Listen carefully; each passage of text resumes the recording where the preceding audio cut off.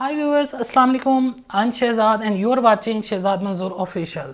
Today in this lecture we are going to see what is noun and which type of words we include in the definition of noun.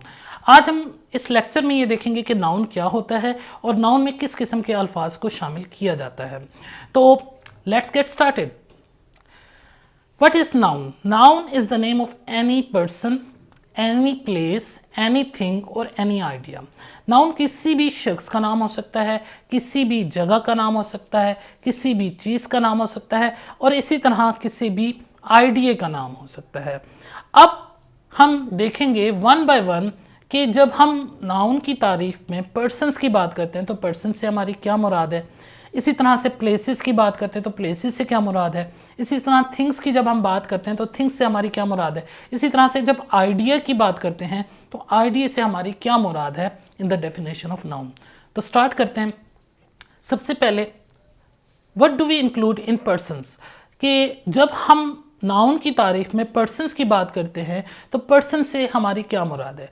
Person से मुराद कोई भी जानदार जो object होगा, जानदार कोई भी होगा, किसी भी किस्म का जो जानदार होगा वो पर्सन्स में आएंगे. जस्ट लाइक आपके पास ह्यूमन बींग्स हैं, जितने भी इंसान हैं तो वो जानदार हैं, लिहाजा वो पर्सन्स हैं. जितने भी जानवर हैं, एनिमल्स, वो चूँकि जानदार हैं इसलिए वो भी पर्सन्स में आएंगे. जितने भी बर्ड्स हैं हमारे पास तो बर्ड्स चूँकि जानदार हैं वो भी हमारे पर्सन्स में आएंगे. इसी तरह से हमारे पास जो एनिमल्स हैं, एनिमल्स भी चूँकि हमारे पास जो है लिविंग जो है ऑब्जेक्ट्स में आते हैं, सो दैट इज़ वाई हमारे पास एनिमल्स भी पर्सन्स में काउंट होंगे. तो पर्सन्स क्या होते हैं? पर्सन कोई भी जानदार हो सकता है. तो जितने भी जानदार हैं उनके नाम पर्सन्स हैं और ये पर्सन्स जो है नाउन कहलाते हैं. अब हम मूव करते हैं आगे. अब हम ये देखेंगे कि places. When we talk about places in the definition of noun, then what do we mean by places? तो और which type of places do we include in the definition of noun? तो इसके लिए सादा सा असूल है. प्लेसेस का मतलब होता है उर्दू में जगह.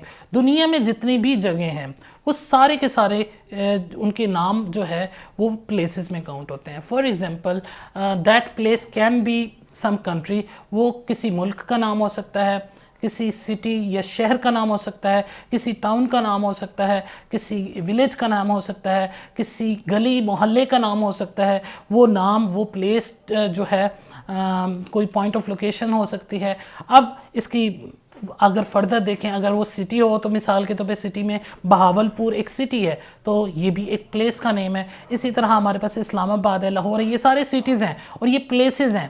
तो इसी तरह से कंट्रीज़ की बात करें, पाकिस्तान है, चाइना है, यूनाइटेड स्टेट ऑफ अमेरिका, जिस तरह से अमेरिका की बात करते हैं तो ये भी प्लेसेस हैं क्योंकि ये कंट्रीज़ के नेम हैं.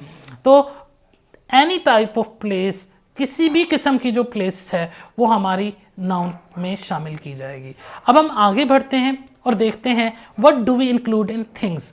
तो अब हम जब बात करते हैं नाउन की तारीफ में थिंग्स के बारे में, तो जब भी थिंग्स का नाम लेते हैं तो थिंग्स से हमारी क्या मुराद है. कोई भी बेजान शय, कोई भी बेजान शय वो थिंग्स कहलाती हैं. जितनी भी बेजान अशियाँ हैं पूरे दुनिया में वो थिंग्स में उनका शुमार किया जाता है. अब ये जो बेजान अशियाँ, ये जो थिंग्स हैं, ये दो तरह की हो सकती हैं.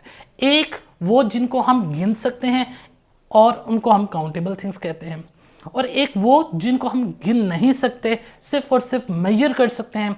ठीक है, तो ऐसी चीज़ों को अनकाउंटेबल थिंग्स कहते हैं. अब काउंटेबल थिंग्स की जब हम बात करते हैं, जिन ऐसी थिंग्स जिनको, ऐसी बेजान अशिया जिनको गिना जा सकता है, उनमें हमारे पास, आप अगर स्क्रीन पर देखें तो टेबल की एग्जांपल है, हमारे पास चेयर की एग्जांपल है, बैग है. ये सारी की सारी चीज़ें ऐसी हैं जो बेजान हैं, थिंग्स की डेफिनेशन पूरा करती हैं, साथ साथ ये काउंटेबल भी हैं, तो इसलिए ये काउंटेबल थिंग्स हैं. अब हम देखते हैं, अगर आप स्क्रीन पे देखें तो अब हमारे सामने अनकाउंटेबल थिंग्स, ऐसी बेजान अशिया जिनको हम काउंट नहीं कर सकते, उन वो आपके सामने हैं.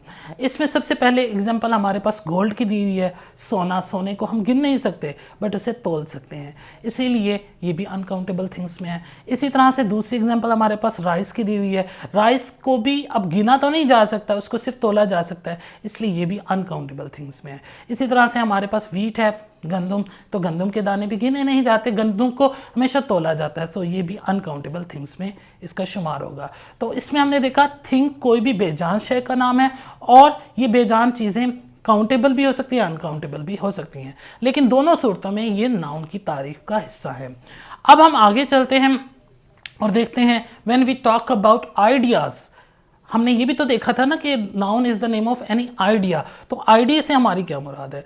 आइडिया से मुराद कोई भी हमारी फीलिंग हो सकती है, कोई इमोशन हो सकता है, या कोई थॉट हमारी हो सकती है। किसी भी सोच का नाम हो सकता है, किसी भी एहसास का नाम हो सकता है आइडिया, या किसी भी किस्म की हमारी ऐसी चीज़ का नाम हो सकता है जिसको हम सिर्फ महसूस कर सकते हैं, हम उसे टच नहीं कर सकते। तो इसको आसानी से अगर इसकी पहचान की जाए कि आइडिया क्या है, तो आइडिया कोई भी ऐसा एहसास है हमारा जिसको हम सिर्फ और सिर्फ महसूस कर सकते हैं, हम उसको हाथ नहीं लगा सकते, टच नहीं कर सकते।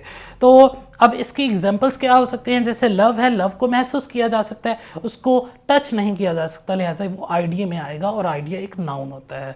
इसी तरह से हमारे पास विजडम है, अक्लमंदी जिसको कहते हैं उर्दू में, ये भी सिर्फ और सिर्फ महसूस की जाती है, इसको टच नहीं किया जा सकता, लिहाजा ये भी एक आइडिया है, और आइडिया एक नाउन होता है। इसी तरह से जॉय, खुशी का इजहार है, तो खुशी भी एक जो है फीलिंग है, एक एहसास है, लिहाजा ये भी एक आइडिया है, और आइडिया एक नाउन होता है। इसी तरह से जब हम बात फेयर की करते हैं, डर की करते हैं, तो डर भी एक एहसास का नाम है, और एहसास एक नाउन होता है, लिहाजा हमारे पास फेयर, डर भी एक नाउन होगा।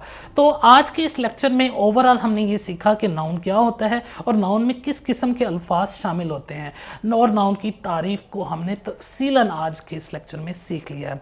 मैं उम्मीद करता हूँ कि आज के इस लेक्चर में आप लोगों को नाउन के बारे में कंप्लीट नॉलेज आ चुका होगा, लेकिन इसके बावजूद भी अगर आपको किसी भी किस्म के पॉइंट की समझ नहीं है, आप मुझे कमेंट कर सकते हैं, आप अपना सवाल पूछ सकते हैं। इंशाल्लाह मैं आपके सवाल का जवाब देने की पूरी कोशिश करूँगा, और तब तक के लिए बाय बाय।